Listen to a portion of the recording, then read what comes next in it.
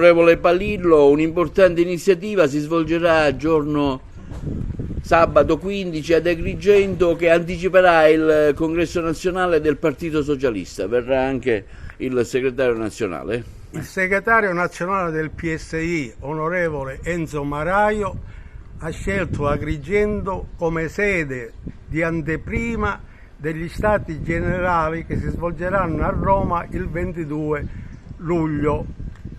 Siamo onorati di questa presenza del segretario nazionale e invitiamo tutti i socialisti con tessera e senza tessera a partecipare a questo convegno.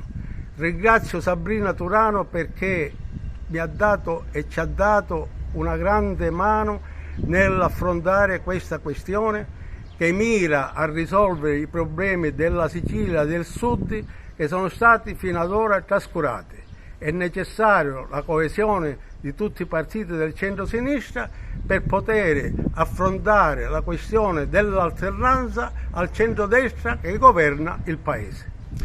Quanto è importante ancora l'azione del pensiero socialista che negli anni della politica italiana si è diluita tra i vari partiti moderati e non? Ma io credo che ormai l'esperienza dei socialisti in Forza Italia o anche nel PD si sia esaurita. Quindi c'è un ritorno di molti socialisti al PSI, faccio alcuni esempi: l'onorevole Valdo Spini, vice segretario del PSI di Craxi e più volte ministro.